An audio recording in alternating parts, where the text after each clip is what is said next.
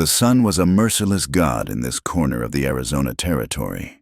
It beat down upon the land until the earth cracked open in 1,000 thirsty fissures, and the air shimmered in waves of heat that could make a man see water where there was only dust.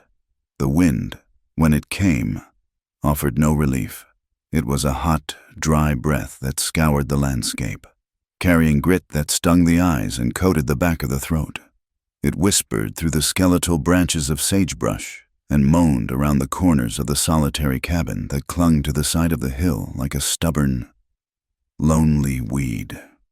This was Eliza's world now, a world of rock, sun, and silence. The rhythmic, agonizing squeal of the well pulley was the only sound that broke the stillness. Each turn of the crank was a battle, a war waged by arms that were never meant for such labor. Eliza's hands, once soft and accustomed to the gentle weight of a teacup or the smooth glide of a pen, were now a cartographer's map of hardship. Calluses ridged her palms, and the rough hemp of the rope had left angry red lines that burned with sweat. Her shoulders ached with a deep, residing fire, a constant reminder of the life that had been stolen from her and the one that had been forced upon her in its place. The bucket, heavy with its precious cargo of dark, cool water, finally broke the surface. With a final, grunting heave, she swung it onto the wooden lip of the well. She leaned against the rough-hewn stone, her chest heaving, her vision swimming with black spots that danced in the oppressive glare. It had been 6 months since her husband, Thomas, had been brought back from the mountains, his body limp across his own horse, a single, neat hole in his chest, a hunting accident, the sheriff had called it, a stray shot from his own rifle. They'd said, a tragic, clumsy end. Eliza knew Thomas had been many things, a man of quick temper and heavy hands, with a greed that had driven them from the civilized comforts of Boston to this god-forsaken patch of dirt. But he had never been clumsy, especially not with a rifle.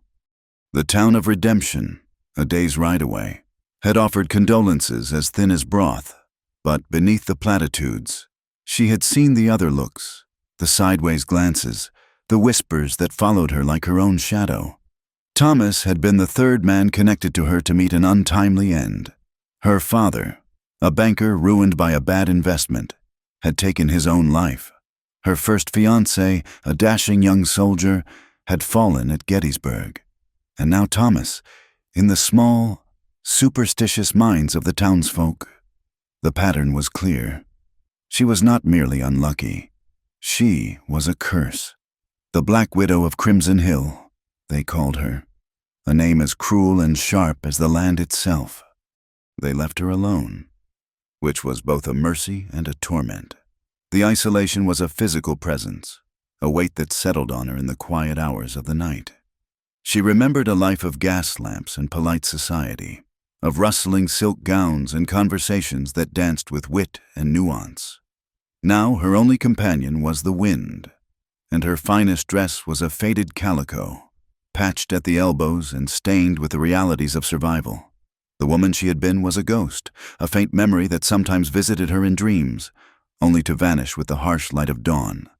The mirror showed a stranger, a woman too thin, her face gaunt, her eyes holding a haunted, weary look. Her skin, once prized for its pallor, was now browned and weathered by the sun. She was 27 years old and felt ancient. After hauling the water to the small, parched garden behind the cabin, she took a moment to rest under the meager shade of a struggling cottonwood. It was then that she saw it. A single, dark crimson splash on a pale, sun-bleached stone near the path leading down to the creek. It was stark, out of place, violent against the muted tones of the desert. Her heart gave a sudden, hard thump against her ribs. Animal, she told herself. A coyote must have caught a rabbit. It was a common enough sight. But then she saw another, a few feet further on, and another after that. It wasn't the scattered aftermath of a kill. It was a trail, deliberate, leading away from her homestead, toward the small, dense thicket of willows and mesquite that grew along the banks of the creek, the only truly green place for miles. curiosity, a long-dormant emotion, warred with a primal, instinctual fear. Every lesson she had ever learned screamed at her to go back inside, bolt the door, and pretend she had seen nothing. This land held dangers she could scarcely comprehend, and a trail of blood was an invitation to a horror she did not wish to meet.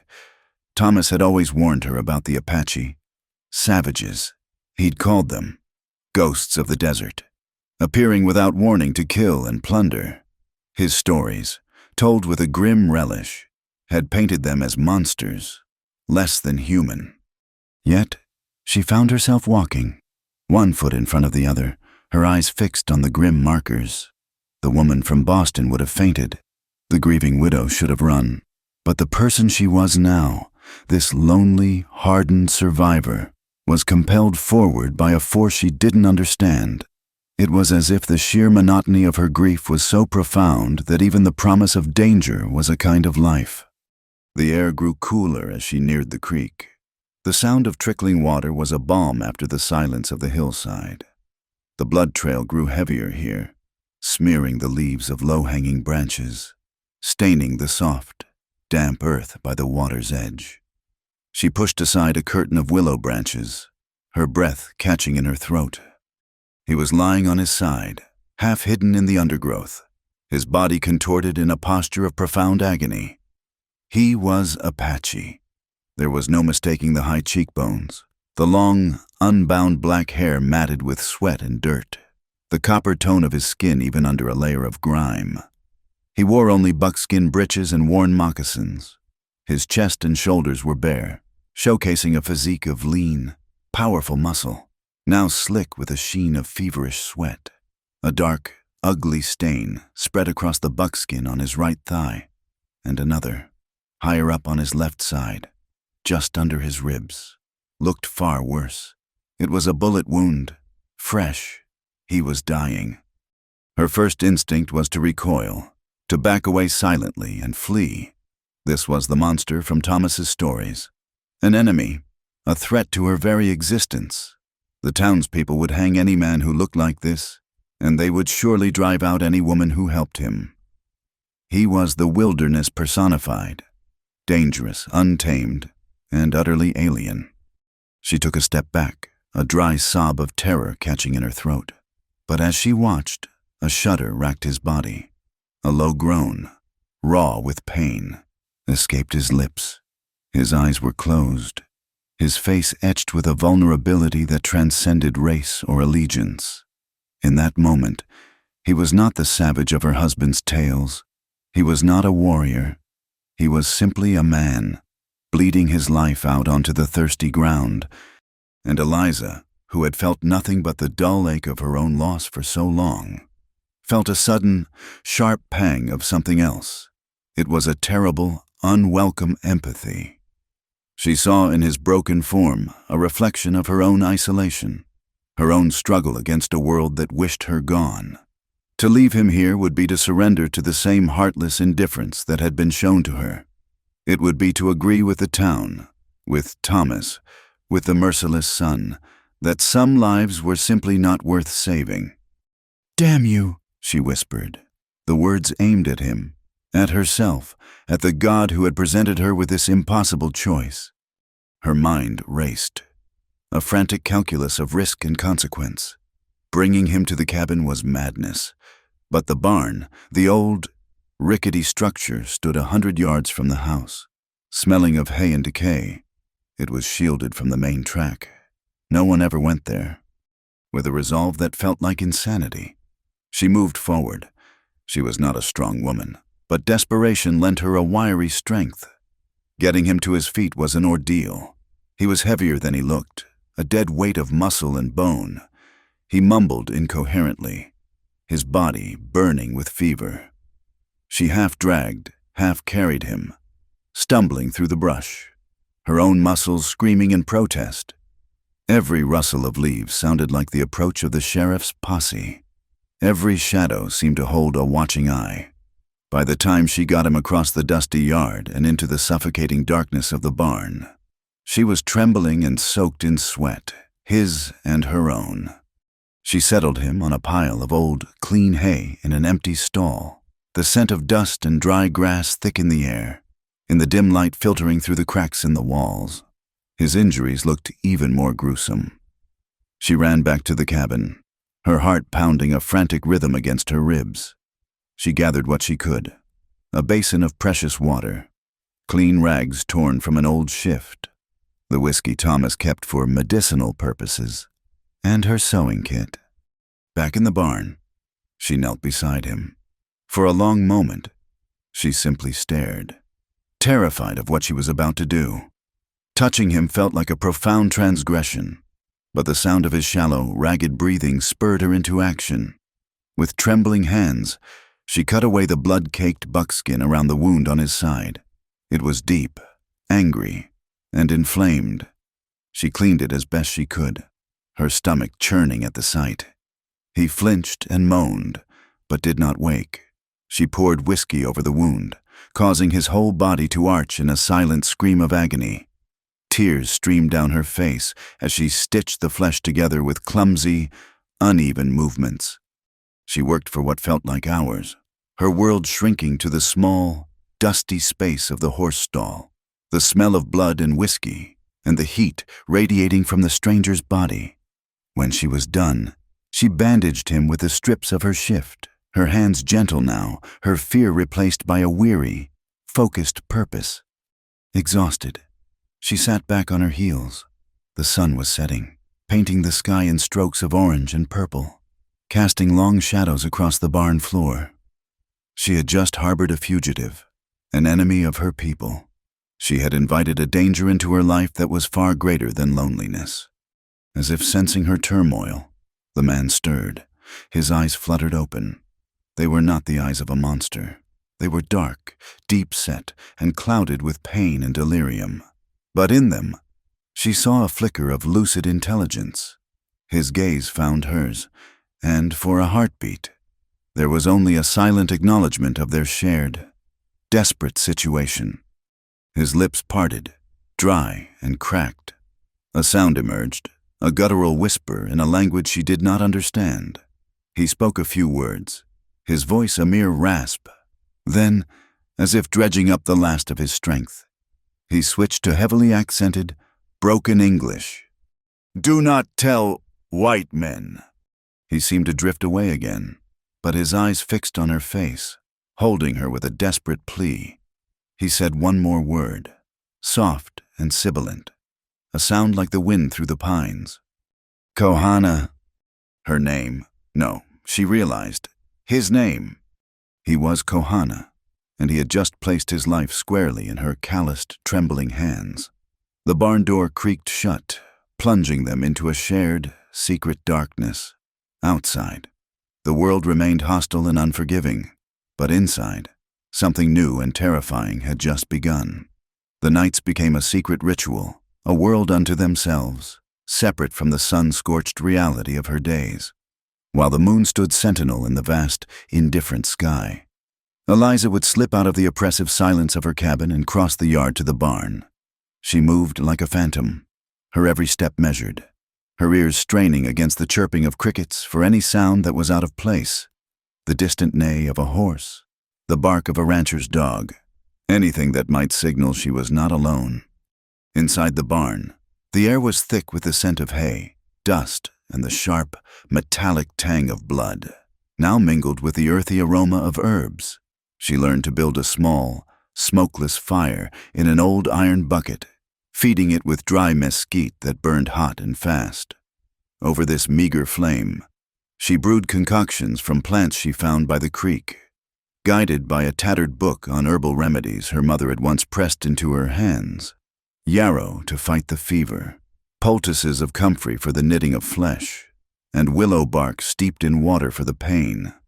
She worked with a quiet, desperate intensity, her face illuminated by the flickering firelight, a lone acolyte in a dusty, forgotten temple. Kohana drifted in and out of consciousness for the first few days.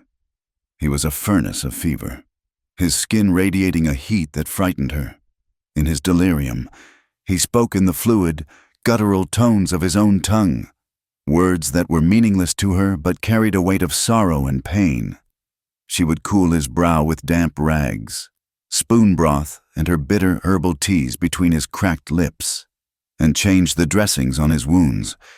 Each time she unwrapped the bandages, her heart hammered against her ribs, fearing what she would find. But slowly, miraculously, the angry red flesh began to look cleaner. The swelling subsided, and the fever broke. One night, she arrived to find him awake and lucid. His dark eyes followed her as she set down her basket. The silence was heavy, freighted with the unspoken chasm between their two worlds. "The fever is gone," she said, her voice sounding loud and foreign in the quiet. He only nodded, his gaze unwavering. He pushed himself up into a sitting position, a grimace of pain tightening his features. But he made no sound. Their conversations began not with sentences, but with single words. He would point to the moon visible through a crack in the barn wall. "Tlehonae," he would rasp, his voice still rough. "Moon," she would reply, and then repeat his word, her tongue stumbling over the unfamiliar sounds. "Tlehone." He offered a ghost of a smile. He taught her the word for water. Tu for fire. Ko for sky. Ya. In return, she gave him their English equivalents, simple labels for the elements of their shared, Spartan existence. It was a fragile bridge they built between them, plank by plank, in the dead of night. He taught her more than words. He taught her to listen. One evening, as the wind sighed through the eaves of the barn, he closed his eyes. "The old ones talking," he murmured, his English slow and deliberate. He showed her how to tell the direction of the wind from the way the dust settled, how to read the story of the day in the tracks left by a lizard near the water trough. He was teaching her his language, the language of the land itself, a language she had lived on, but never understood. As he spoke of the world outside, Eliza found herself retreating into the world she had left behind. In the long hours she spent watching over him, the past came back to her in vivid, unwelcome flashes. She remembered Boston, a life of stifling corsets and equally stifling expectations. She had been a prize to be won, her value measured by her beauty, her dowry, and her ability to be an elegant, silent ornament on a powerful man's arm. After her father's financial ruin and subsequent suicide, she had become a liability. Thomas had presented himself as a savior. He was older, a man of burgeoning wealth from ventures out west, and he spoke of a life of adventure. Her family, desperate to secure her future, had pushed her into the marriage. The adventure had been a lie. Thomas was not a pioneer. He was a predator. His greed was insatiable, and his temper was a fuse burning ever shorter. In Boston, his cruelty had been confined to sharp words that cut like glass, and a grip on her arm that left bruises hidden by her long sleeves. Here, in this isolated wilderness, with no society to judge him, his true nature had been unleashed. He had treated her not as a wife, but as a possession, another piece of property he had acquired. She learned the sound of his heavy boots on the porch, a sound that made her stomach clench with fear. She learned that his silence was more dangerous than his shouting, and she learned the profound, soul-crushing nature of being utterly alone, even when another person was in the room. Kohana's silence was different. It was a restful, observant quiet. It was not a void, but a space filled with a watchful presence.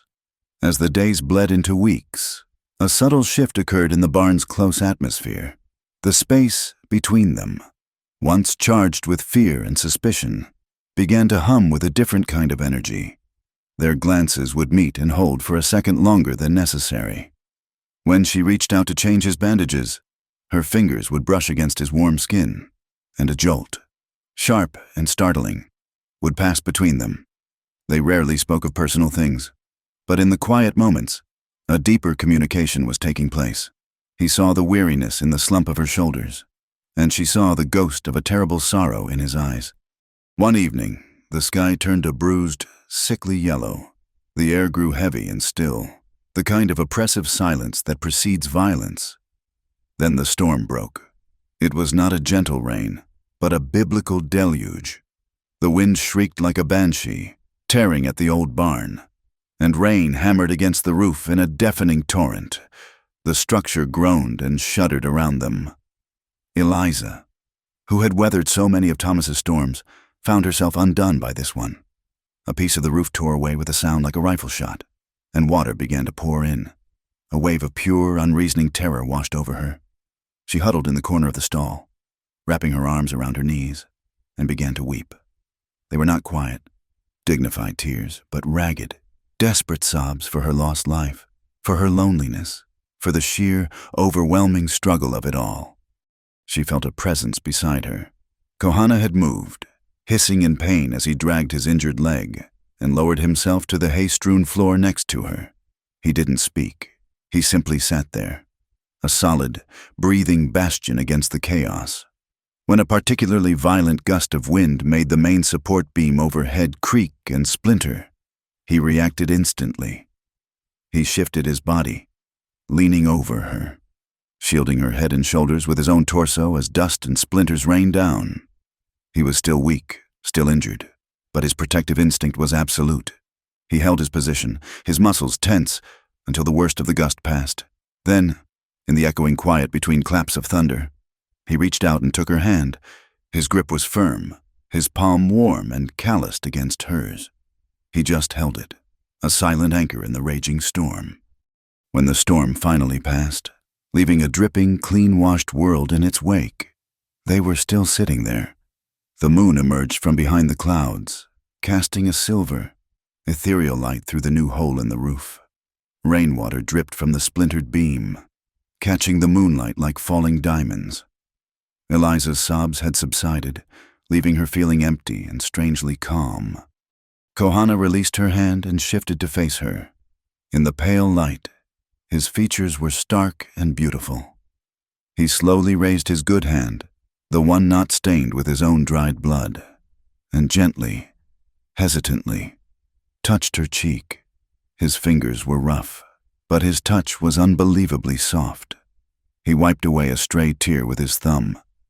"Do not fear the dark," he whispered, his voice a low vibration that seemed to travel straight through her skin and into her bones. "I am here." In that moment, something inside Eliza that had been frozen for years began to thaw. It was a feeling so unfamiliar she could barely name it. A warmth spread through her chest, a quick, fluttering beat that was not born of fear or anxiety. For the first time since she had come to this forsaken land, her heart was beating for something other than sorrow. She was looking at a man society had branded a savage, an enemy, and seeing not a monster, but a protector, a kindred spirit in loneliness. She was, impossibly, beginning to feel alive again. This fragile, dangerous new life was tested a week later. She needed supplies, flour, salt, more kerosene. Steeling herself, she hitched her old mule to the buckboard and made the long, dusty journey into redemption. The town was a collection of false-fronted buildings huddled along a single dusty street, buzzing with the usual gossip and commerce. But today, the air was different. It was charged with a nervous, cruel excitement. She saw them as she was leaving the general store, her meager provisions wrapped in burlap. A group of 4 men, hard-faced and heavily armed, were standing outside the saloon. They were not ranchers or prospectors. They carried themselves with the swagger of men who dealt in violence. They were bounty hunters. "Heard he was Apache," one of them was saying, his voice loud enough to carry, "Sheriff said there's a $50 bounty. Shot a cavalryman down near the San Pedro." $50 for one redskin?" another scoffed, spitting a stream of tobacco juice into the dust. "Hardly worth the trouble." $50 is $50, the first man replied, "and I'd hunt one of them devils for free." Eliza's blood ran cold. She kept her head down, hurrying toward her buckboard, her heart pounding a frantic, terrified rhythm against her ribs. The men's casual, hateful words echoed in her ears. A fugitive, a bounty. They were talking about Kohana. The secret she had harbored in the dark was no longer a secret.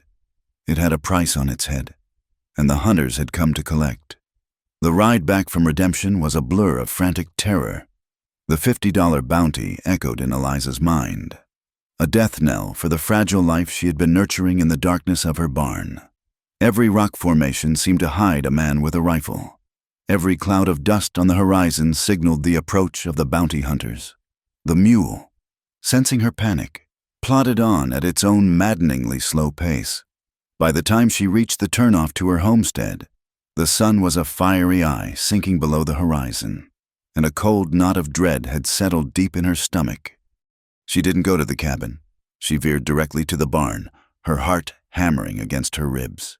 She burst through the door, calling his name in a choked whisper. "Kohana!" He was sitting up, his back against the stall wall, carving a piece of scrap wood with a small, sharp stone. He looked up, his dark eyes instantly reading the panic on her face. He had been getting stronger. The wound in his side was knitting together, and he could now move around the barn with a slow, pained gait. But he was nowhere near strong enough to run, to fight. "They are coming," she said, the words tumbling out of her in a rush. "Men in town. They know about you. There is a bounty." His face remained impassive, but a new hardness settled in his eyes, a stillness that was more alarming than any show of fear. He looked at his injured leg, then at her. He understood. The sanctuary was compromised. "You must go," he said, his voice flat. "Leave me."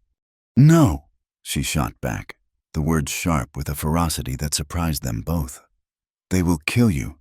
I know a place. We have to go now, before they think to look here." There was no time to argue. Night was their only ally. She helped him to his feet, his arms slung over her shoulders, his weight a heavy, painful burden. She grabbed a water skin, a small pouch of dried jerky, and the thickest wool blanket she owned. Leaving the lamp unlit, they slipped out the back of the barn and into the deep shadows of the encroaching night. Her destination was a place of ghosts, a sanctuary born of her own past misery. High up in the rock-strewn hillside behind the cabin was a small, almost unnoticeable fissure, hidden by a thick growth of thorny acacia during the worst of Thomas's black moods, when the air in the cabin grew thick with his silent, simmering rage. Eliza had found this place. It was barely a cave, more a deep, narrow alcove that burrowed into the hillside, a stone womb that had kept her safe from the monster she had married. She had never shown it to another living soul. The journey was an agonizing crawl. Kohana leaned heavily on her, his breath coming in ragged gasps of pain with every jarring step. The hillside was steep and treacherous in the dark. Twice he stumbled, his weight nearly pulling them both down. Eliza's muscles screamed and her lungs burned, but she pushed onward, fueled by a desperate, protective adrenaline. Finally, she found it. She pulled back the sharp, clawing branches and guided him into the narrow opening. The space was impossibly small. It was no more than a few feet wide and perhaps 10 feet deep, the rock walls closing in around them. It smelled of damp stone and ancient dust. Once they were both inside, there was barely room to sit. The opening, once the acacia branches were pulled back into place, was a sliver of lesser darkness against the black of the night. They were entombed. "They will not find this place," she whispered, her voice trembling with exhaustion and fear. He slid down the rock wall to the dusty floor, his injured leg stretched out awkwardly. He said nothing, but in the profound darkness, she felt the intensity of his gaze on her.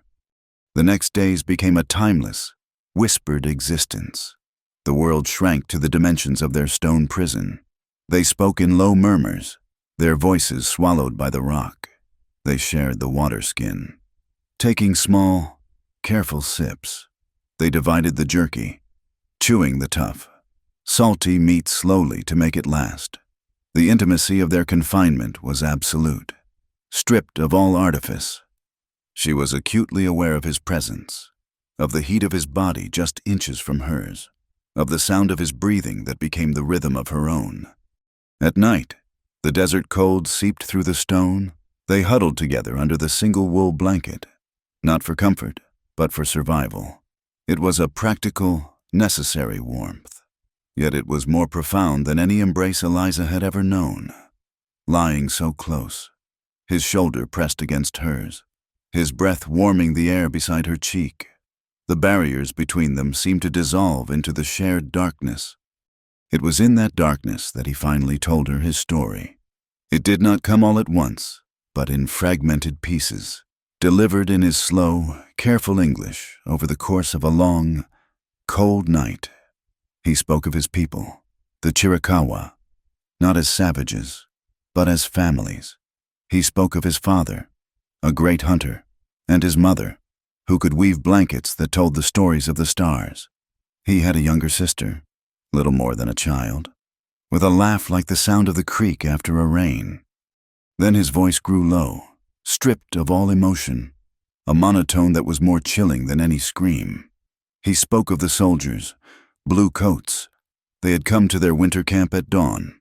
When the people were sleeping, it was not a battle, he said.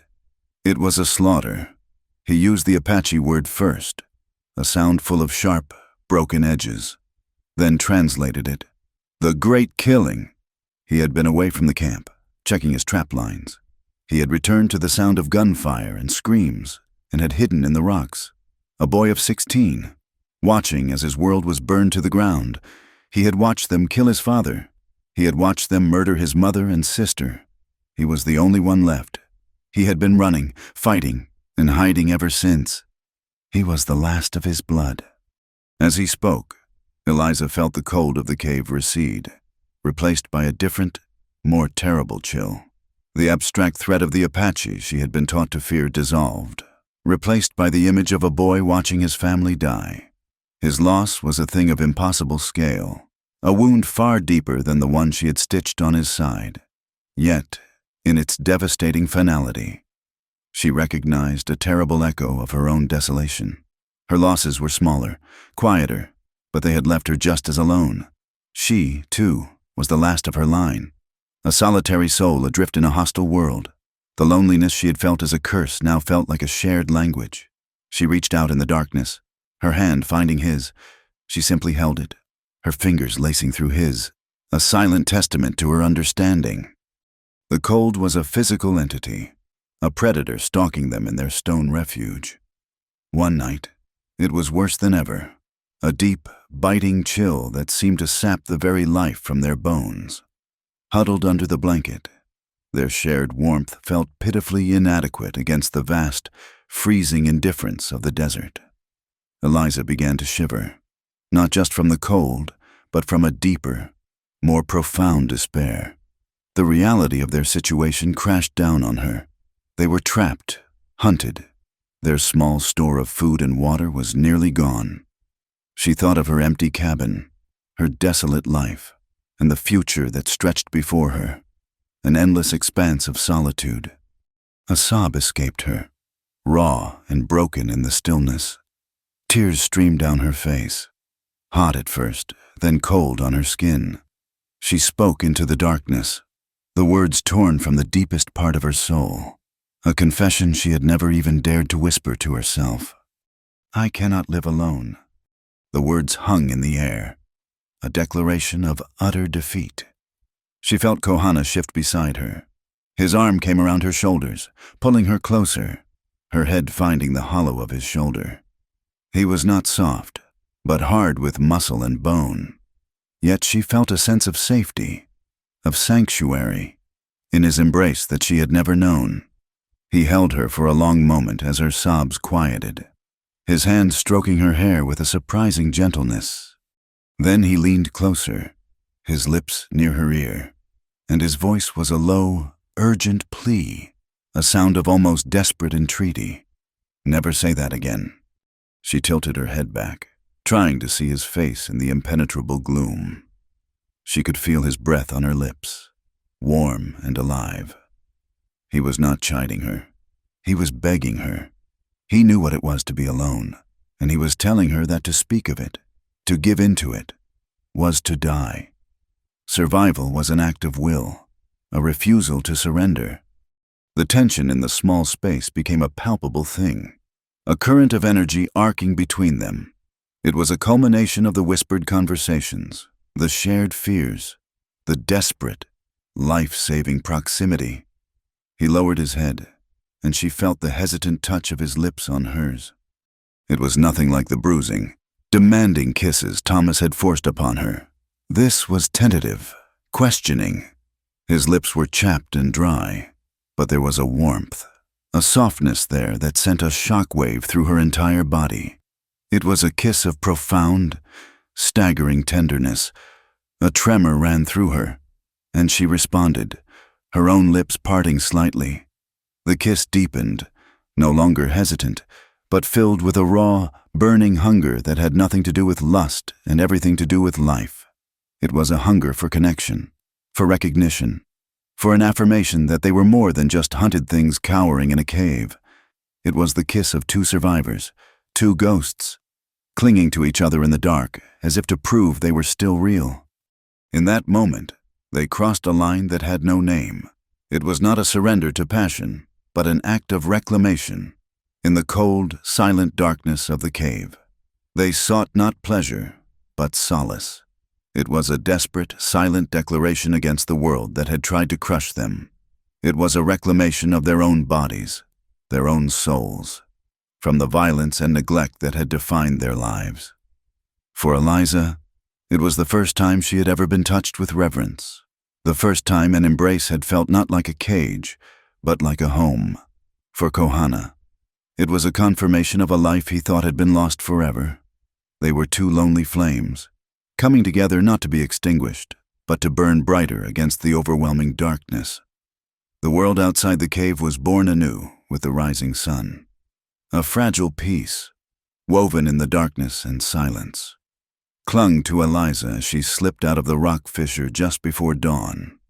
The air was cool and clean, the sky a pale, promising gray.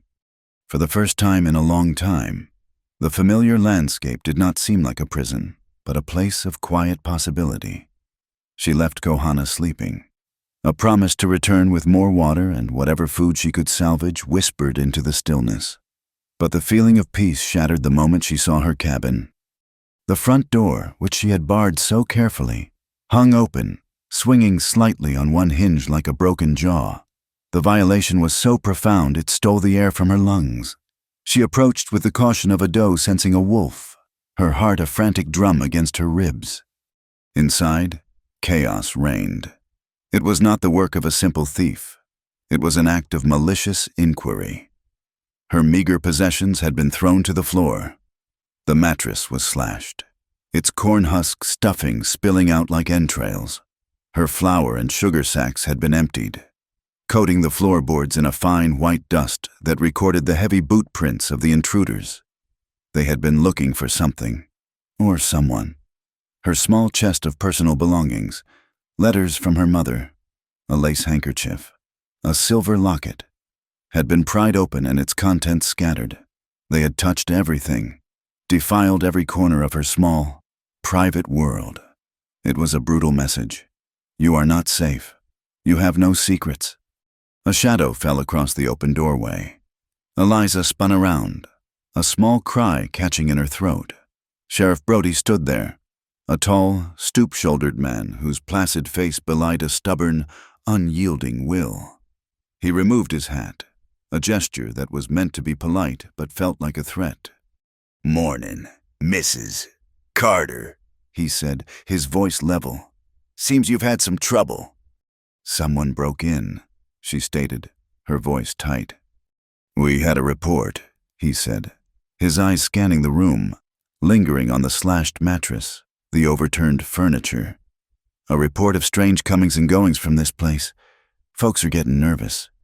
He took a step inside, his gaze finally settling on her, sharp and penetrating. "There's a dangerous man in this territory, Mrs. Carter, an Apache fugitive, killed a soldier. You harbor a man like that. You're committing treason against the United States government. That's a hanging offense for a man. For a woman. He let the pause stretch, heavy and menacing. Well, we'd just have to run you out, seize your land, leave you with nothing but the clothes on your back. And I reckon you know what happens to a lone woman out here with nothing. Eliza's hands clenched into fists at her sides. I don't know what you're talking about. Don't you? The sheriff's voice was soft, reasonable, which made it all the more terrifying. Look, I don't want no trouble for you. You're a widow, all alone out here. But you gotta understand, people are scared. You start acting strange, keeping to yourself. People talk. If you know something, now is the time to say it. For your own good. She held his gaze, her mind a whirlwind of fear. She could see the truth in his eyes. He wasn't guessing. Someone had told him something. She shook her head, a single, defiant gesture. There is no one here but me. He stared at her for a long moment, then sighed and put his hat back on. Have it your way. But I'm telling you, Eliza, the folks in Redemption, they have a long memory, and they don't take kindly to folks who side with the enemy. He turned and left, his departure leaving a silence in the cabin that was colder and more terrifying than the mess on the floor. She knew, with a sickening certainty, who had sent him. Agnes Miller, a woman from town who had once called herself Eliza's friend, in the way a wasp is a friend to a flower. Agnes had been a friend of Thomas's, a sour, pious widow who had made no secret of her belief that Eliza was too refined, too educated for a man like him. There had always been a current of bitter jealousy in her looks, in the sweetness of her voice when she offered condolences that felt more like accusations. The confirmation came 2 days later. Eliza, desperate for supplies, had no choice but to go into town. The moment she stepped onto the main street, she felt it. The curtain of whispers descended. People stopped talking as she approached. Doors that were open were quietly closed. When she entered the general store, the proprietor, a man who had always been civil, told her he was fresh out of everything she needed, his eyes refusing to meet hers. Outside, a group of children, emboldened by their parents' hostility, chanted Indian Lover from a safe distance. And there, standing on the steps of the church, was Agnes Miller, watching her with a look of triumphant, venomous satisfaction. The message was clear. She was an outcast. The town had pronounced its judgment. The persecution escalated. A rock shattered her kitchen window in the middle of the night, the sound sending her heart into a frantic panic. The few neighbors she had hired to cook for stopped sending their boys to pick up the meals, costing her the last of her meager income. She felt 1,000 eyes on her whenever she stepped outside. Her small homestead, once a refuge of solitude, had become a prison of exposure. She was being watched, hunted, not by the law, but by the righteous fury of the community. That night, back in the cold sanctuary of the cave, the weight of it all became unbearable. She told Kohana everything, her voice a low, despairing monotone in the darkness. When she finished, a long silence stretched between them. I will leave, he said finally. His voice was flat, devoid of emotion, the voice of a man making a decision he knew was immutable. At sunrise. No, the word was torn from her. You can't. You're not strong enough. They'll find you. They will find me here, he countered, his voice hardening. They will watch this place. They will wait. And when they find me, they will destroy you. I brought this trouble to your door. I will not let you burn in a fire I started.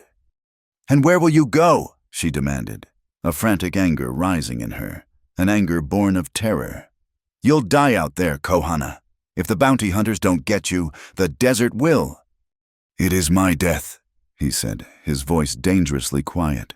Not yours. It is my honor. Honor, she cried, her voice echoing in the small space. She scrambled closer to him in the dark, her hands finding his arms, gripping them with a desperate strength. What honor is there in leaving me? In leaving me alone? I was dead before you came here. Don't you understand that? I was just a ghost, waiting to fade away. You made me feel—" She choked on the words, unable to name the tumultuous, terrifying emotion that had taken root in her heart. "Don't you dare speak to me of honor. Staying is honor. Fighting is honor." Fighting what? He shot back, his hands coming up to grip her shoulders, his hold as fierce as hers. "The whole town, the law. You are one woman. I am one man, an Apache. We cannot fight a world that hates us. All we can do is drag each other down into the dirt." "Then let us be in the dirt together," she sobbed, shaking with the force of her own words, beating a fist against his hard chest. "It's better than being alone on a clean floor." His control snapped. With a guttural sound of anguish, he pulled her to him. The argument, the words, the logic, it all burned away in a sudden, violent conflagration of feeling. His mouth crashed down on hers, not with the tenderness of their first kiss in the cave, but with a desperate, furious passion. It was a kiss of anger, of fear, of a love so new and powerful it had no other language to speak. It was a drowning man's grasp for air, a prisoner's final act of rebellion. She responded with equal fire, her arms wrapping around his neck, pulling him down, her tears mingling with the salt on his skin. The argument had been a lie. The real truth was this, a desperate, clawing need that went beyond reason. It was the only answer they had to a world that gave them no quarter.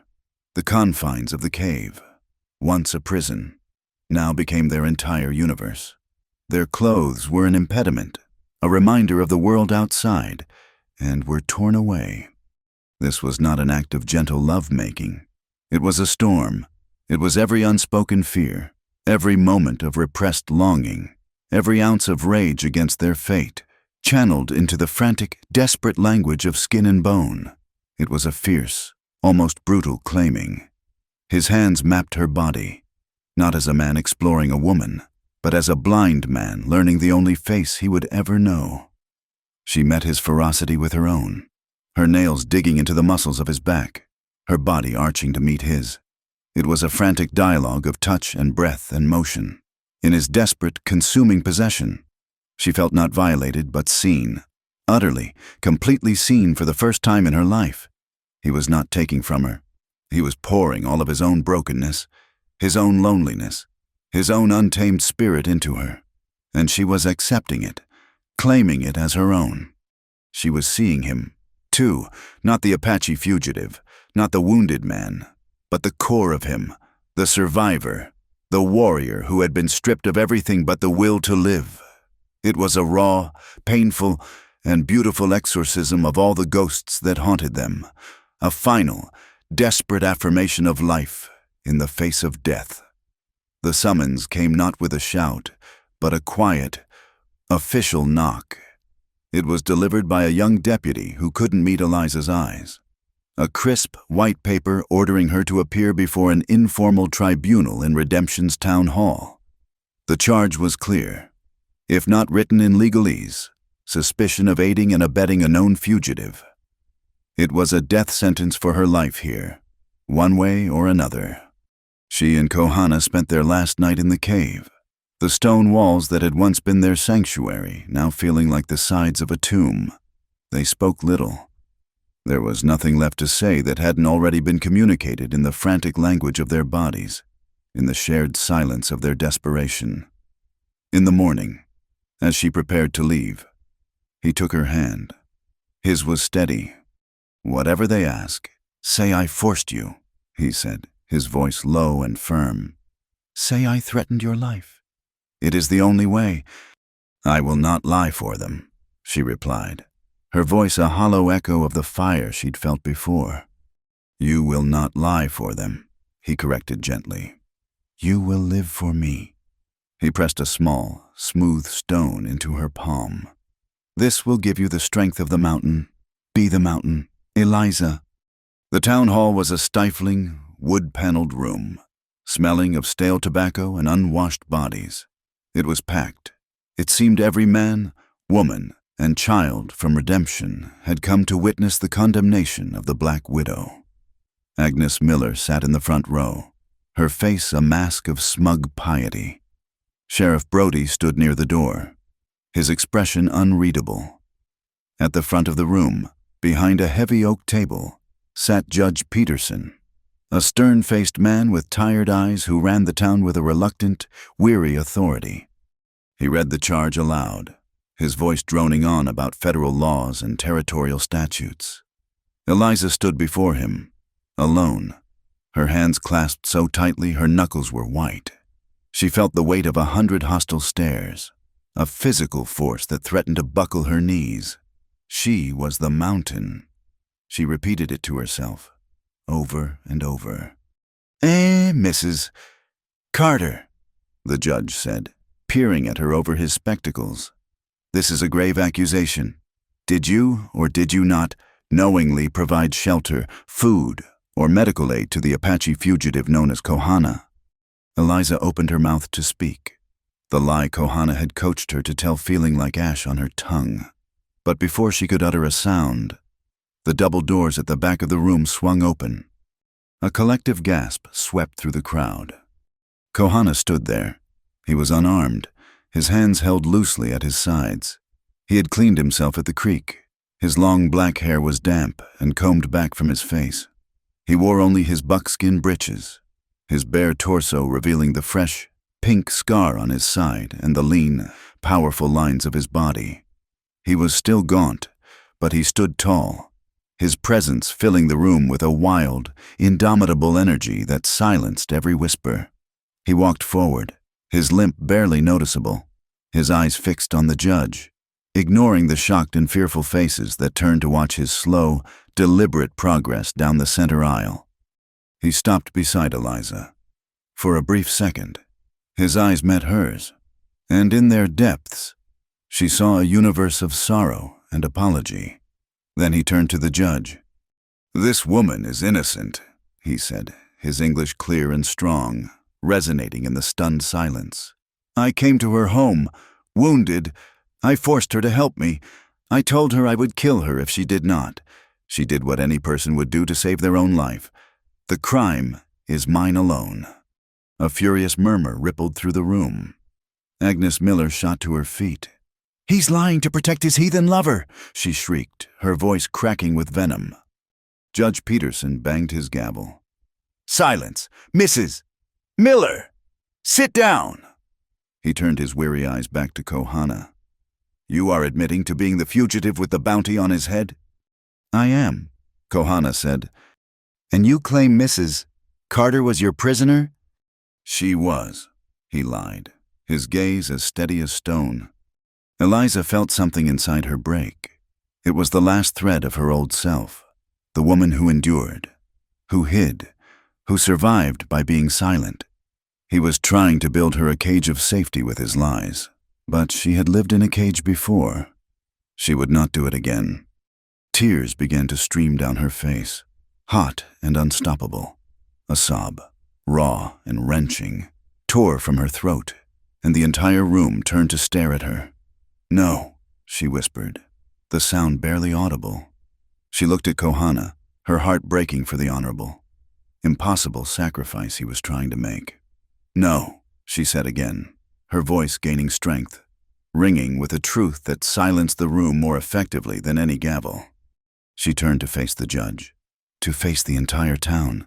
"He is lying," she declared, her voice trembling but clear. "He never threatened me. He was hurt, dying. I helped him because he was a human being in pain, and in helping him, he saved me." Her eyes swept the crowd, meeting the hostile, the curious, the frightened gazes. "You all whisper about me, the Black Widow? A curse. You left me to rot in my grief, to waste away on that hill. I was already dead. I had forgotten what it felt like to be alive, to have a reason to draw breath in the morning." Her gaze finally came to rest on Kohana, a look of such profound, desperate love that it was a confession in itself. "I want to live," she said, her voice cracking with the force of her emotion. "For the first time in years, I want to live, and he is the reason." A shocked, absolute silence descended upon the room. The accusation of treason had suddenly been transformed into a declaration of love, a raw, public baring of a soul. The townspeople didn't know how to react. This was beyond their simple narrative of good versus evil, citizen versus savage. Into that silence, a new voice spoke, rough and gravelly. The boys' people didn't start that fight. Everyone turned. An old man, his back bent with age and his face a roadmap of hard living, had risen from a bench in the back. It was Jedediah Stone, a man who had been a soldier in his youth and now spent his days nursing whiskey at the saloon, rarely speaking to anyone. "I was there, Judge," Jedediah said, his voice raspy but carrying. "I was a corporal with the 3rd Cavalry, Camp Grant, 71. We were told it was a raid on a renegade war party." He paused, his eyes unfocused, looking at a horror only he could see. There were no warriors, just old men, women, children. "We came at dawn. They were sleeping." The old soldier's voice grew thick with a shame that was decades old. "It wasn't a battle. It was a butchering. We were told they were savages, but I saw a woman try to shield her baby with her own body before she was cut down. I saw—" He trailed off, shaking his head, the memories too terrible to voice. "Whatever that boy did to our soldier, I reckon he had his reasons. We gave him plenty." The air in the room grew heavy, thick with the weight of the old soldier's confession. The angry, righteous certainty of the crowd faltered, replaced by a confused, uncomfortable silence. They had come for a simple hanging, and now they were being asked to witness their own sins. Judge Peterson stared at Kohana, then at Eliza, then at the haunted face of Jedediah Stone. He was a man of the law, but he was also a man of the West, and he understood its bloody, complicated history. He cleared his throat, his decision made. "Given the extraordinary testimony we have heard today," he began, his voice slow and deliberate, "this court finds that Eliza Carter acted not with treasonous intent, but out of a sense of human compassion for a wounded man. On the charge of aiding a fugitive, she is acquitted. She is free to go." A wave of relief so powerful it almost buckled Eliza's knees washed over her. But the judge wasn't finished. He looked at Kohana, his face grim. "However, the law is the law. A soldier is dead, and there is a legal bounty on your head. I cannot ignore that. But I will not have a circus of bounty hunters in my town, nor will I be the cause of more bloodshed." He fixed Kohana with a hard stare. "I am giving you 24 hours. You are to be out of this territory by sunrise, day after tomorrow. If you are found here after that time, I will personally hand you over to the federal marshals. Do you understand?" Kohana simply nodded. The sentence had been passed. Not death, but exile. A different kind of execution. The walk back to the homestead was silent. The reprieve felt more like a stay of execution than a victory. They had one day, one last night. The world had granted them this small, cruel mercy. That night, they did not hide in the cave. They stayed in the cabin, together, as if daring the world to look in. They lived a lifetime in those few precious hours. He helped her fix a simple meal of cornbread and beans, their hands brushing as they worked side by side in the small kitchen. They ate at the small wooden table, not as a fugitive and his keeper, but as a man and a woman. Later, under a sky littered with 1 billion stars, they went down to the creek. The water was cold, but they bathed in the shallow pool, the moonlight silvering their skin. She washed the dust of the town and the trial from his back, her touch gentle, reverent. He washed her hair, his rough fingers surprisingly careful as he worked the soap into a lather and rinsed it in the clean, cool water. They were washing away the world, creating a sacred space that belonged only to them. Back in the cabin, by the warm glow of the fire, they came together for the last time. It was not like the frantic, desperate coupling in the cave. There was no anger, no fear, only a profound, heartbreaking tenderness. It was a slow, deliberate act of worship, a memorization of each other. Every touch was a farewell, every kiss a promise to remember. It was fierce with the intensity of their impending loss, yet gentle with the depth of their love. They held each other tightly through the night, two souls clinging together on the edge of a precipice, trying to absorb enough of each other to last a lifetime of loneliness. She woke to a silence that was more profound than any she had ever known. The first pale light of dawn crept through the window, gray and unforgiving, illuminating the empty space beside her in the bed. The warmth of his body was gone, replaced by a deep, unyielding cold that seemed to seep into her very bones. She knew, before she even sat up, before her bare feet touched the cold floorboards, that he was gone. There was no note on the pillow, no sign of his departure except for the absence itself. He had taken nothing but the worn moccasins on his feet and the knife she had given him. He had slipped away in the pre-dawn darkness, a ghost returning to the wilderness, leaving her in a silence that screamed. He had done it to spare her the pain of a goodbye. She knew. It was an act of mercy, but it felt like the cruelest kind of abandonment. She stood in the middle of the small cabin, her arms wrapped around herself. The air was still thick with the scent of him, of wood smoke and sage and the clean, wild smell that was his alone. Every object seemed to mock her with his memory. The blanket on the bed where they had lain, the wooden cup he had drunk from, the chair he had sat in by the fire. He was everywhere and nowhere at once.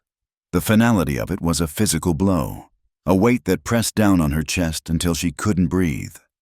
Something inside her, some tightly wound spring of control that had governed her entire life, finally snapped. A sound tore from her throat, a raw, animalistic cry of pure desolation. It was the sound of a soul being ripped in two. Her eyes fell upon the two plates and cups from their last meal, sitting on the dry sink. With a sudden, violent movement, she swept them to the floor. They shattered with a satisfyingly loud, explosive crash, but it wasn't enough. She grabbed a ceramic pitcher and hurled it against the wall, watching it explode into 100 white shards. She screamed, a long, ragged sound of fury and grief, kicking at the overturned furniture, her small fists beating against the unyielding log walls of the cabin that had become her prison.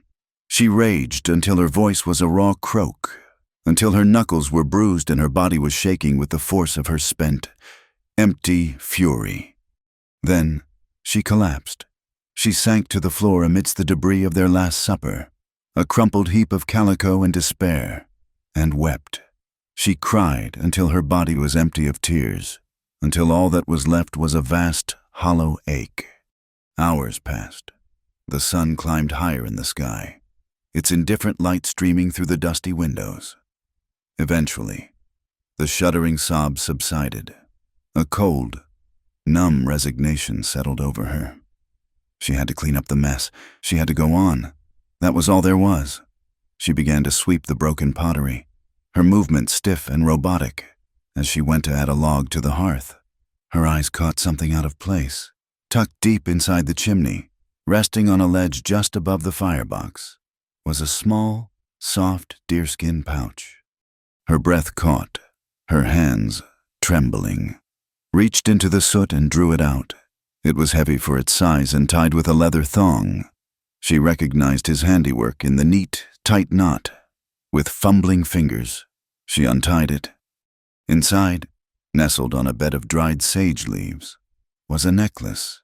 It was made of polished bone beads, intricately carved, and interspersed with small, smooth turquoise stones the color of a summer sky. It was a thing of simple, profound beauty, and she knew, with an instinct that went deeper than thought, that it was precious. This was not a trinket. This was a piece of his soul. Beneath the necklace was a small, flat piece of birch bark. On it, drawn with a piece of charcoal, were words. The script was clumsy, the letters painstakingly formed by a hand unaccustomed to their shape. It was a mixture of the English alphabet and the symbols he had tried to teach her. But the message was clear, a promise that was also a prayer. Asterisk, if we both survive, I will come back. Eliza sank to her knees on the hearth, clutching the necklace and the piece of bark to her chest. He hadn't just left. He had left her a promise. He had left her his past, the necklace. She knew, must have been his mother's, and his future. He had given her a reason to endure the silence. Hope, a fragile, terrifying thing, unfurled within her. It was not a guarantee, but a possibility. A sliver of light to navigate the suffocating darkness of her solitude. A week passed. Eliza repaired her shattered home and her shattered heart. The necklace a cool, constant weight worn beneath her dress, a secret sacrament against her skin. She lived on the words written on the bark, repeating them like a catechism. Asterisk, if we both survive. She had to survive. That was her part of the bargain. Then, the bounty hunters returned to redemption. She heard the commotion from her homestead, a distant sound of shouting and celebratory gunfire, a cold dread, sharp and familiar, coiled in her stomach. 2 days later, forced to go into town for flour. She saw what the celebration was for. They had slung the body over a horse tied up in front of the saloon. It was a public spectacle, a grim trophy for the town to gaze upon. It was an Apache man, dressed in buckskin breeches, his long black hair matted with dirt and dried blood. A dark, ugly stain covered the front of his shirt. The bounty hunters, drunk and loud, were inside the saloon, celebrating their $50. Eliza forced herself to walk past. She could not look too closely. She could not let the mask of indifference she wore slip for even a second. But a glance was enough. The man's build was right. The hair was the same. Her mind, screaming in denial, could not erase the image. The townspeople looked at her as she passed, their faces a mixture of pity, suspicion, and morbid curiosity. They were watching her, waiting for the Black Widow to show a crack in her icy facade. She gave them nothing. She bought her flour, her face a pale, stony mask, and returned to her empty cabin. That night, the fragile hope she had clung to died. The bounty hunters had their body. The bounty had been paid. The world had declared him dead. The conditional promise on the bark had been broken. He had not survived. She built a fire in the hearth, the flames a blur through her tears. She took the turquoise necklace from around her neck and held it in her palm. It was all she had left of him. It was no longer a promise. It was a relic, a memorial to a love that had bloomed and died in the desert dust. Then, with a slow, deliberate movement, she took the sewing scissors from her basket. She took a long lock of her own brown hair that Thomas had always praised and that Kohana had run his fingers through, and she cut it off. The snip of the blades was a sharp, final sound in the quiet room. One by one, she cut the long tresses, the symbols of her past life, of her femininity, of the woman he had known, and let them fall to the floor around her. It was a ritual of mourning, a final, terrible goodbye. She was severing herself from the hope, from the memory, preparing for a lifetime of winter. She did not know how long she sat there, amidst the ruins of her hair, clutching his mother's necklace. But a soft, hesitant knock at the door startled her from her grief-stricken trance. She opened the door a crack. A man stood on her porch, silhouetted against the moonlight. He was a black man, tall and wiry, with kind, tired eyes. She recognized him vaguely. His name was Caleb, a horse wrangler who worked at the livery stable, a man as much on the fringes of Redemption Society as she was. "Mrs. Carter," he said, his voice a low, gentle rumble. He held his hat in his hands, a gesture of respect. "Sorry to bother you so late. I saw you in town today." She said nothing, merely waited. He seemed to struggle for words, his gaze darting around nervously. "Those men," he said finally. "The bounty hunters. They're liars and fools. The man they brought in, he wasn't the one they was looking for. He was a young boy, barely a man. Stole a chicken from a farm down south. Wrong place, wrong time. But he was Apache. and that was good enough for them. Eliza's heart, which she thought had stopped beating, gave a single, painful thump. "What are you saying?" she whispered. Caleb took a step closer, lowering his voice even more. "The one they was hunting, the real one, he's alive. I saw him 2 days after he left this area. He was headed south, toward the border, moving fast." He paused, then delivered the last, crucial piece. "Heard a rumor down Mexico way. Said a lone Apache warrior walked into a Mexican army outpost near Sonora. Just walked in and gave himself up. Said he was seeking asylum. The Mexicans. They got no love for the Utah's army or their bounties. They took him. He's a prisoner." "Sure, but he's alive." He pressed his hat back on his head. "Just thought you should know," he mumbled. And before she could ask another question, he had melted back into the night, leaving her alone on the porch. Eliza stood there, the cold night air on her shorn hair, her hand clutching the necklace so tightly the stones dug into her palm. Her mind was a raging battlefield, a dead body in town, a fact, a certainty, a whisper in the dark from a kind stranger, a rumor, a possibility. Was he dead, his spirit free, or was he alive, a prisoner in another country? She was caught in a terrible, agonizing limbo, torn between the finality of grief and the torture of a renewed, unbelievable hope. She didn't know which was worse. The season turned. The merciless sun of summer relented, its white-hot glare softening to a gentler, golden light. The nights grew a sharp, brittle edge, and the leaves on the cottonwoods by the creek turned a brilliant, aching yellow before surrendering to the wind. The land was preparing for winter, hunkering down, gathering its strength. So was Eliza. The woman who had once fled redemption in terror now walked back into it. She did not return to the whispers and the sideways glances, but to a small, derelict adobe building at the edge of town that had been a failed cantina. With the last of the money Thomas had left her, money that had felt cursed, that she had refused to touch, she bought it. She scrubbed the floors until her knees were raw, patched the leaking roof, and whitewashed the walls until they shone with a clean, stark brightness. She called it the Hearth. By day, it was a simple eatery, serving hot coffee, fresh bread, and a single, hearty stew that changed daily. The men from the ranches and the freight wagons came for the food, which was honest and filling. They came because it was cheaper than the saloon, and because Eliza, with her cropped hair and quiet, no-nonsense demeanor, did not offer the false smiles or coy conversation of the saloon girls. She offered sustenance, and nothing more. But when the sun went down and the last of the diners had departed, the Hearth became something else. It became a sanctuary. A quiet knock on the back door might reveal a young wife with a baby on her hip and the shadow of a fist blooming on her cheek, or a girl, barely 16, who had run away from a life of hard labor and harder hands. They were the silent, bruised women of the West, the ones who had no voice and no place to run. For them, Eliza had a clean cot in a back room, a bowl of hot stew, and a silence that did not judge. She offered them a night, sometimes two, of safety, a place to breathe. She did not ask their stories.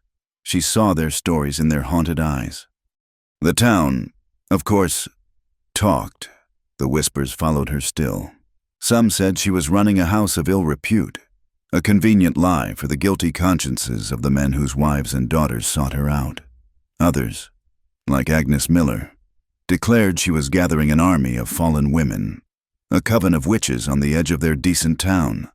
The gossip was a constant, buzzing irritation, like a fly at a window pane. But the woman it was aimed at was no longer the same. The Eliza who had cowered in her cabin, who had been shattered by a sidelong glance, was gone. In her place was a woman forged in the crucible of loss and a desperate, forbidden love. She had faced down a town, a judge, and the barrel of a gun. The whispers of bitter women held no power over her now. When she saw them on the street, she did not lower her gaze. She would look them in the eye, her expression calm and unreadable. And they, more often than not, would be the first to look away. Her strength was a quiet, solid thing, a wall she had built around the fragile hope she kept hidden in her heart. That hope was a ritual, enacted every single day, as the sun began its final, fiery descent, painting the western sky in strokes of crimson and gold. She would leave the hearth in the care of one of the women she was sheltering and walk the long path back to her homestead. She did not go to the cabin, but to the hill behind it, the same hill that held the stone cave where her life had been irrevocably changed. Every evening, in the fading light, she built a small, bright fire.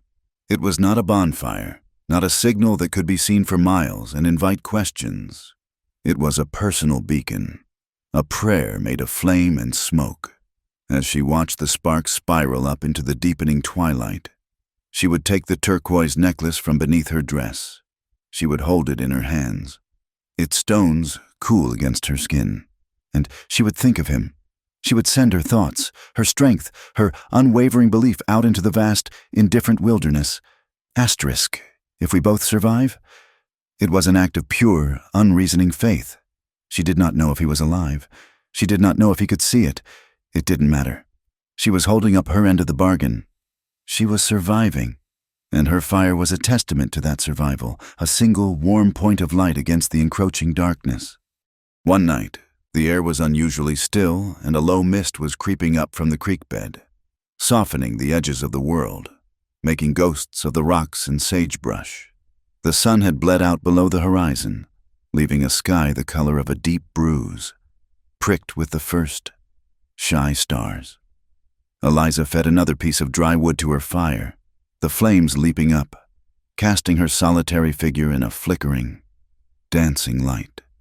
She held the necklace, her daily ritual a comfort, a familiar ache. And then she saw him. He was standing at the edge of the firelight, where the mist swirled and thickened.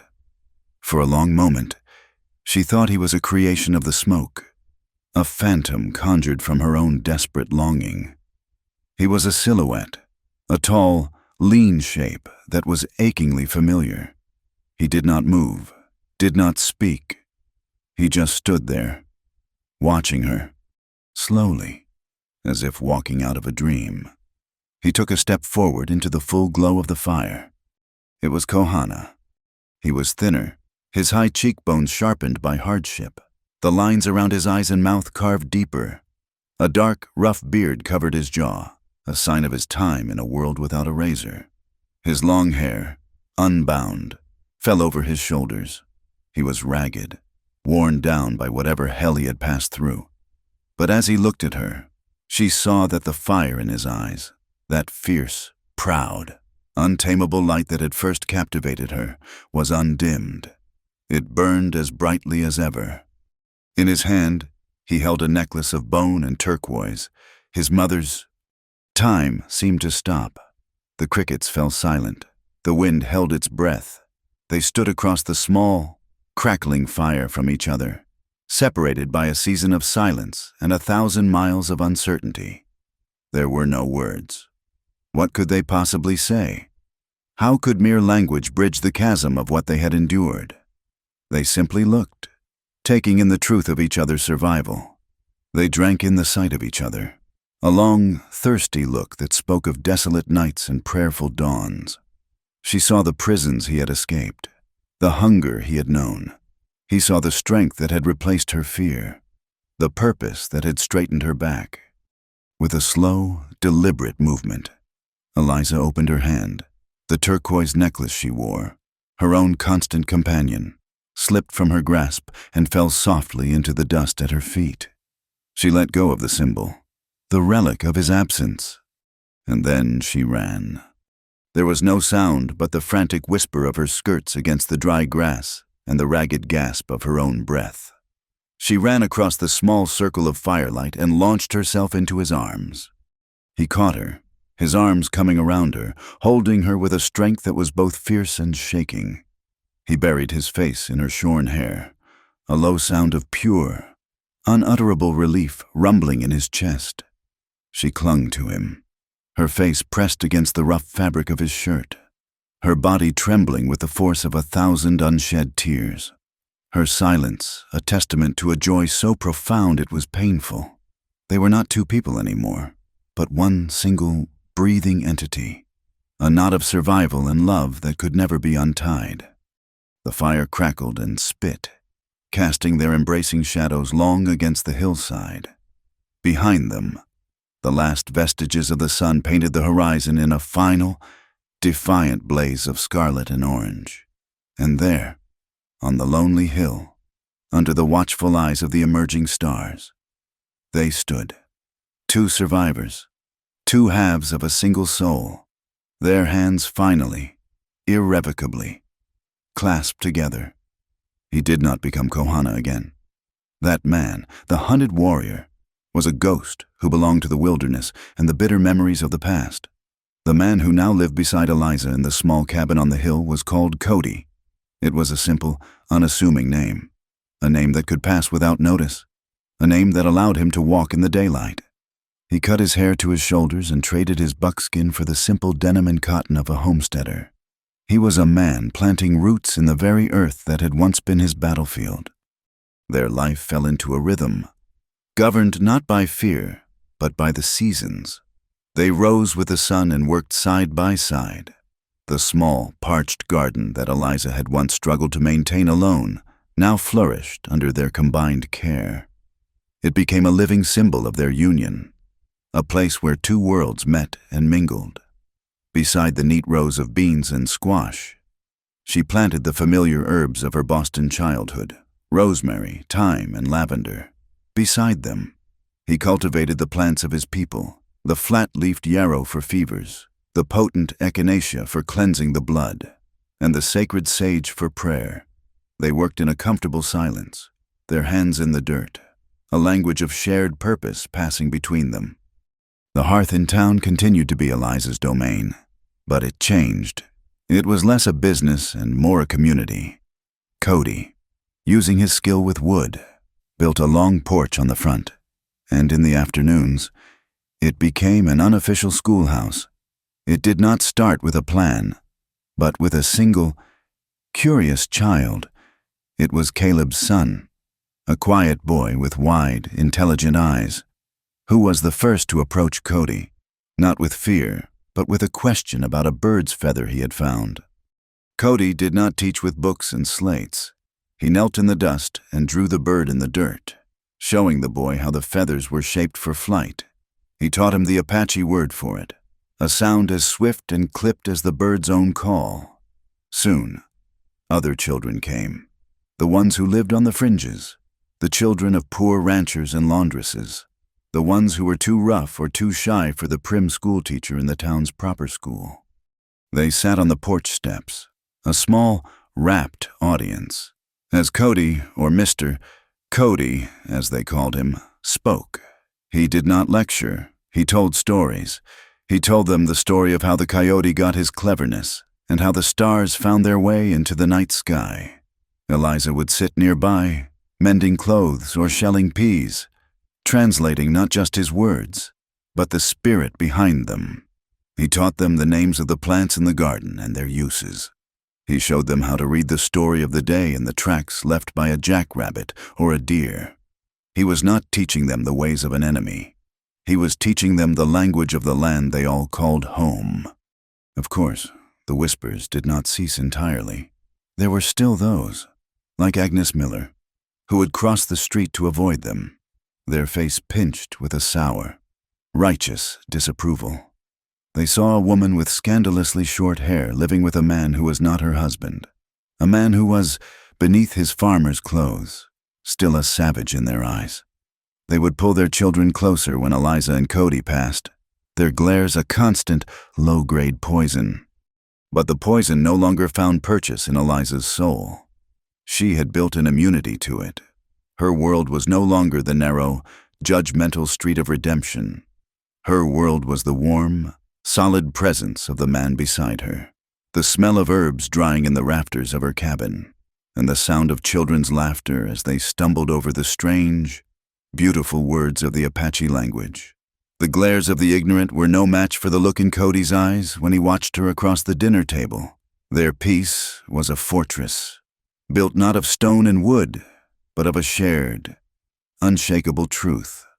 One night, as winter began to lay its cold hand upon the land, they sat before the fire in the cabin.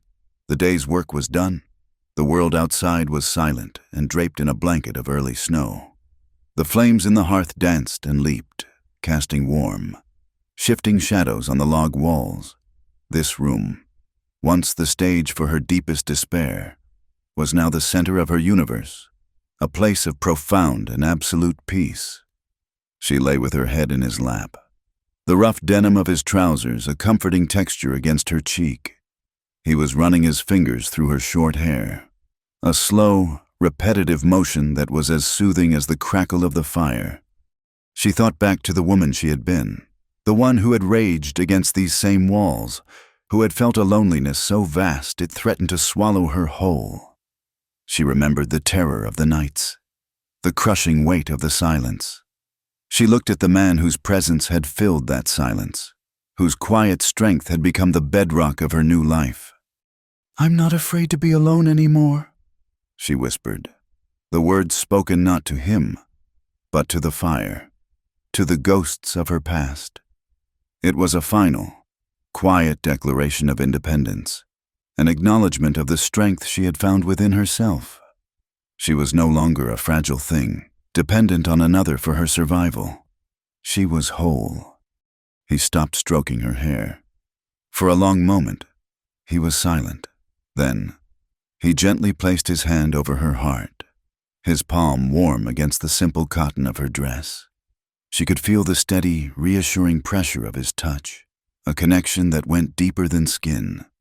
"Because you are no longer lonely," he said, his voice a low, soft rumble. It was the most beautiful thing anyone had ever said to her. He understood. It wasn't about being physically alone. It was about the desolation of the soul. He wasn't her cure. He was her partner in the cure. Her strength was her own, but her freedom from loneliness was a gift they had given each other. She tilted her head back to look at him. In the warm firelight, the hardships of his past were etched on his face, but they were softened by a deep, abiding peace. The hunted look was gone from his eyes, replaced by a love that was as vast and as quiet as the starry desert sky. He lowered his head and kissed her, a slow, gentle kiss that spoke of homecoming, of safety, of a journey's end. They lay there for a long time, wrapped in a comfortable silence, the firelight playing over their faces. They were no longer running, no longer hiding. They were simply two people, holding fast to each other in the heart of a wild, unforgiving land. They had found their sanctuary not in a hidden cave or a secret hideaway, but in the quiet, unbreachable space between their two hearts. The darkness had not vanished from the world, but here, in the small, warm circle of their love, they had created a place of unshakable light, a testament to the stubborn, beautiful hope that even in the harshest of lands, a love could bloom, and a place of shadows could, at long last, become a home. Thank you for joining us around the campfire for this story. We'd love to know where you're listening from tonight. So drop a comment down below and let's connect. Be sure to subscribe to Wild West Campfire for more tales from the frontier. And please, share your thoughts on Eliza and Kohana's journey.